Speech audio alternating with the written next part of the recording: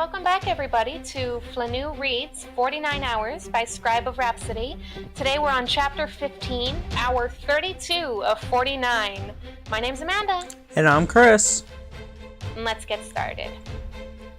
This was absurd, Nick thought as he kept running, his calves and feet screaming at him after so many hours on duty. 1 Imperial and 3 mercenaries shouldn't have been able to evade the glaive this easily in Insomnia. Their intel was good. Too good. They'd definitely gotten some inside help. They couldn't have been running blind all this time and avoided every glaive and guard in the city. The odds were astronomical. The prince had managed to get them an exact location and they'd locked down the area. They had to be here somewhere. Which? That's, Nick's? Loosh, I think. Oh, shit! Oh no, Pelna, never mind. Ah. Then that's yours. Pelna's voice. No? Oh yeah, you're right. Ow, shit! Pelna's voice crackled through the comm. The voice that followed wasn't familiar, but Nick still recognized it. That's, Cor. Report, Glaive. The Marshal, Cor Leonis, was it was weird having the Crown's Guard on the same line as them, so many extra voices. It's nothing, Pelna grumbled, sounding embarrassed. Hit my toe on a sewer cover. Nix rolled his eyes. Wait, he tapped his earpiece. Report, Palma. Did you say the... Repeat, Palma, did you say the sewers? Yeah. Yeah. Anyone happen to know where the entry could lead? Dun dun dun. Oh, I see where his brain's going. There was a pause. Checking. A Crown's Guard woman said, Monica, was it? Kara. Kara, check this... Wait, isn't that... That's Cor. Okay, sorry. Kara, check the sewer entry. Even if we don't know where... Even if it doesn't lead Even if it doesn't lead anywhere. Even if it doesn't lead anywhere, they could be using it to hide. The Marshal ordered. Yes, sir. How the hell could they know where the sewers led? Insomnia was supposed to be secure.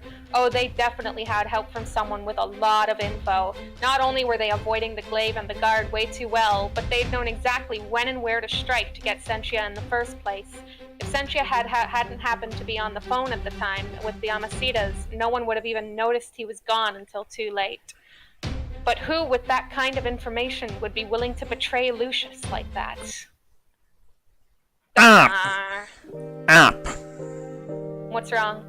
I said up. Up? Oh.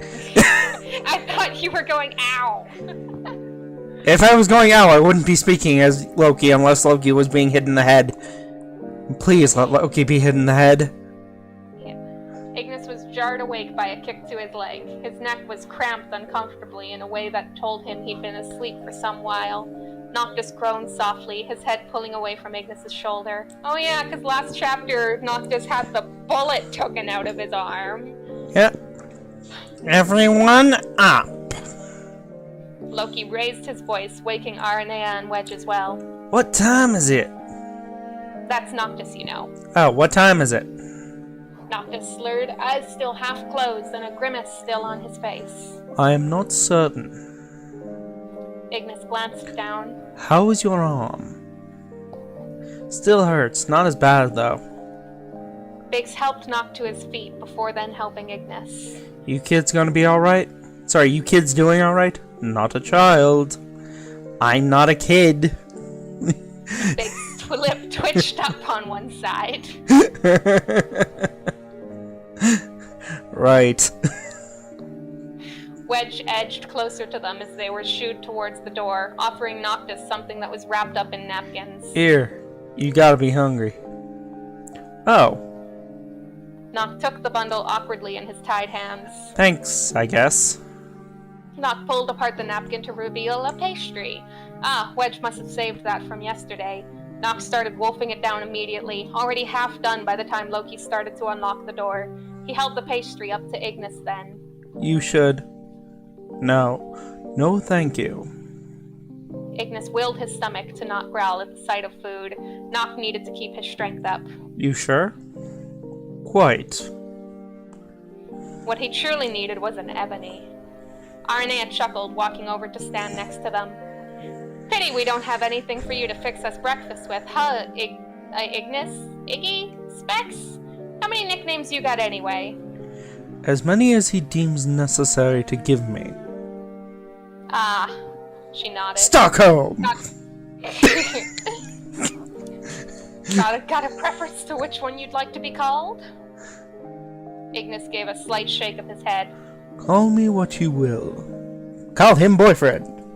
Yes. Call him husband. Call him father of your children. Yes. Just call him. She prodded his spectacles, pushing them back up into their proper place. Specs it is, then. She shoved a granola bar in his mouth. Don't try to argue. I know how long it's been since you've eaten. With that, she joined Loki at the door, leaving Ignis stuck with the granola bar in his mouth since his hands were still tied behind him. That's a funny image. The thing is, I'm half expecting him to stand there with the granola bar in his mouth, half the wrapper's still on, sitting there gobsmacked, while everybody's just laughing around him, and it's like everyone's thinking the same thing. Dear God, they're married. If only. Noctis sputtered out a laugh around his bite of pastry. Yeah, I like her. I like her too, Noctis. To be fair, I'm pretty sure Ignis does too. He just doesn't want to admit it. Stockholm. Probably not. Ignis scowled, unable to say anything. Do you want some help with that? As though he really had a choice, he reluctantly gave a nod, lowering his head so Noct wouldn't have to hurt his arm by reaching higher. Loki finally opened the door, making Biggs and Wedge usher Ignis and Noctis forward. Ignis chewed on his granola bar as he walked. Alright, yes, he was hungry. It had been quite a while since their lunch before, not to mention blood loss took its toll on the body. Judging by the level of lighting, Ignis placed the time at early morning. The sun was just coming up, and given their winter darkness, Ignis imagined it was around 6. If the plan was still the same, Loki would try to be out of the city before the darkness fully faded. They were closer to the outskirts of the city than he thought. Outskirts.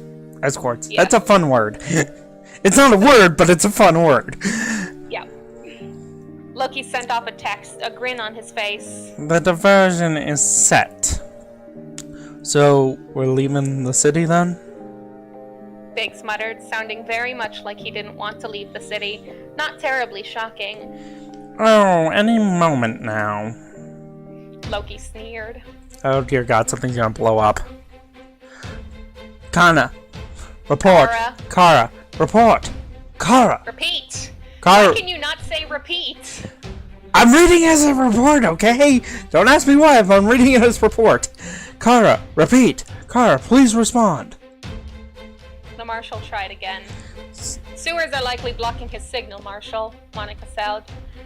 We'll have to wait until he's back above ground. Nix swore under his breath. They were way too close to the edge of the wall. This was their last chance. Any further and they'd probably be gone for good. Nix swiveled around on his heel. Where's the nearest exit to the sewer road? I'm heading over there to check it. Negative. That's Douchebag do you McGee. remember who that is? Douchebag McGee. It's not Lush. Okay, sorry, Superior Douchebag McGee. Yes. Negative, Nix. Jardis cut in. Stay in your area. Any hole in which in our search net could let them slip through. With respect, Captain, our search net hasn't yielded any results thus far, Crow said. Is it possible our comms are compromised? Negative. Comms are secure, Monica said. Well, then they've got to be getting info on us somehow. Nix whipped around again as a gun... that might have been Nix saying that. Nix whipped around again as a gunshot split the quiet morning air. Whose area had that been in? I don't know. That's Lush. Hostile located. Lush reported. Repeat, I have located the Imperial. No signs of the others yet, but they got to be around. Lush is a bit more high-pitched. Okay, I'm gonna retry that. Hostiles located! Repeat! Not that Yeah, admit, you kind of want me to do that for Lush. Because it kind of sounds like he's been canned. One sec. Yeah? Yeah, I'm recording.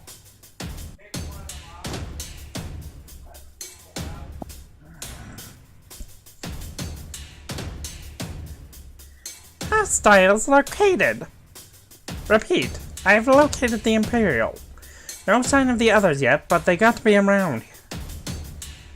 All units converge on the area. Stratus ordered. Nix broke into a sprint, immediately heading in that direction.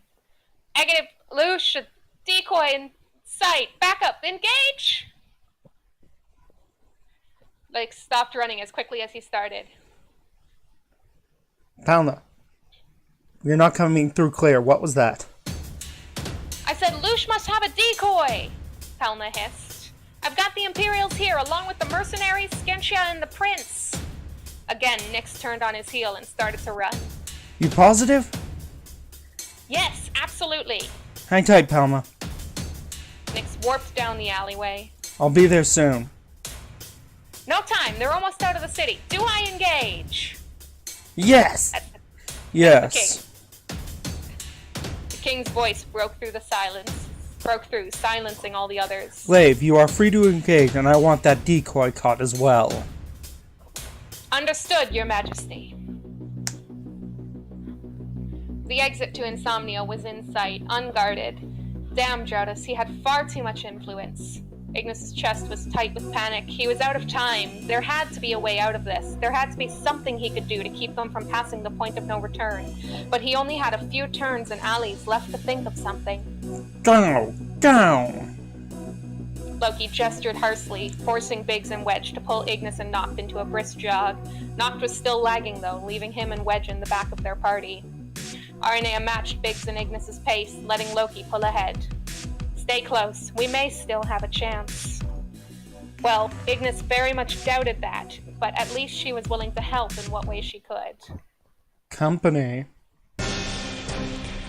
Wedge's warning came too late, and he released Noct, crumpling to the ground with a scream as a dagger nailed him in his shoulder. A glaive appeared on top of him, hand pulling back to finish the job when Aranea's lance flashed into her hand. Wedge! Aranea whipped her lance around, making the glaive jump back to avoid being hit. He then jumped forwards again, clean over Wedge's form to lock blades with Aranea again. Noctis staggered away from the swinging blade, only for Loki to rush over and grab his arm instead, a gun in his other hand. This way. Loki yanked on Noct's injured arm, pulling him down a side alley.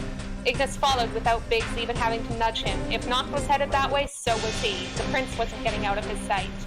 Aranea shoved the glaive back again, and Loki used the opportunity to open fire, landing a bullet in the glaive's leg as he fired off several wide shots. The glaive fell to one knee, still keeping his weapon raised as Aranea closed in on him.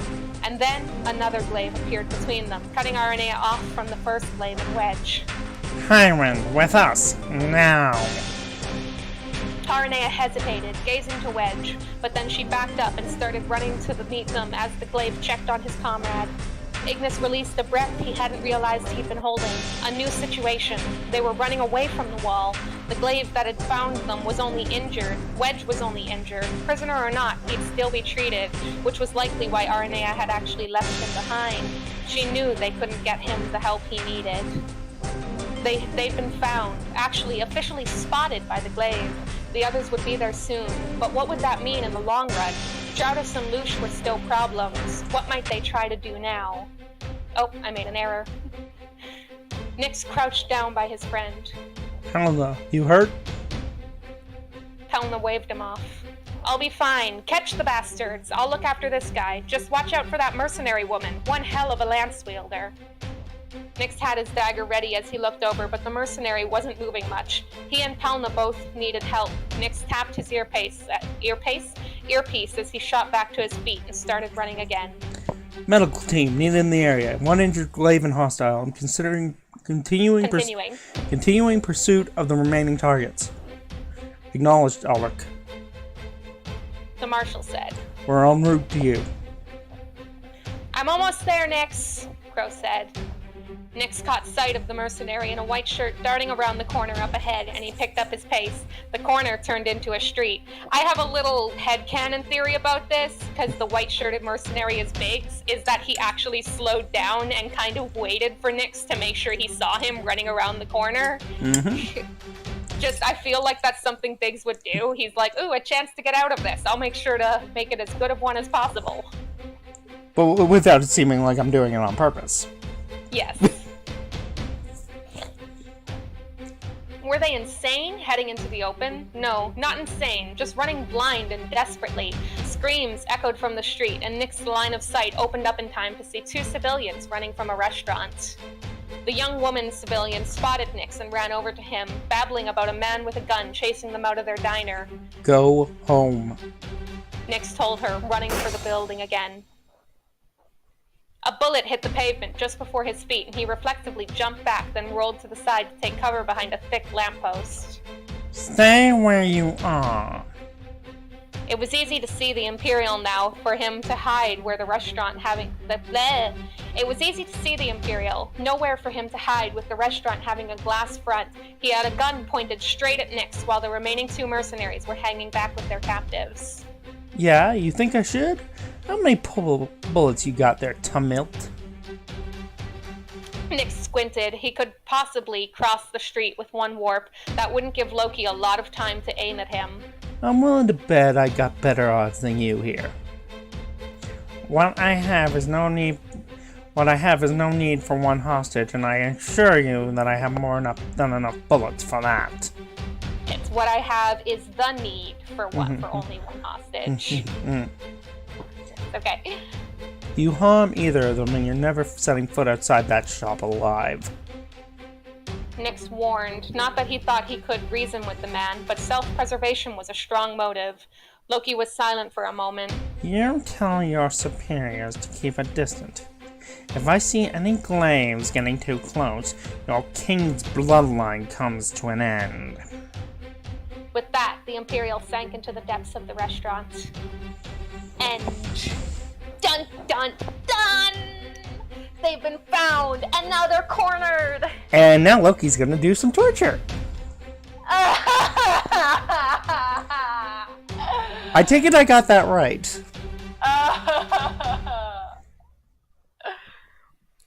Let's just say Ignis isn't able to shower anymore after this. Oh, water torture. Keep providing potatoes. Sorry for the spoilers, people.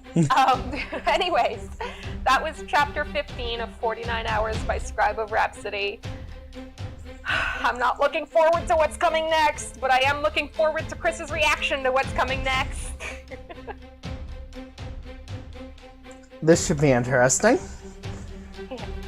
So we'll see you all next time.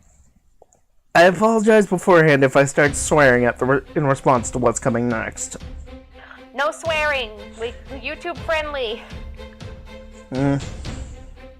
I'll attempt not to. We might have to beat me out. So much editing for me. Goodbye. Bye. Bye.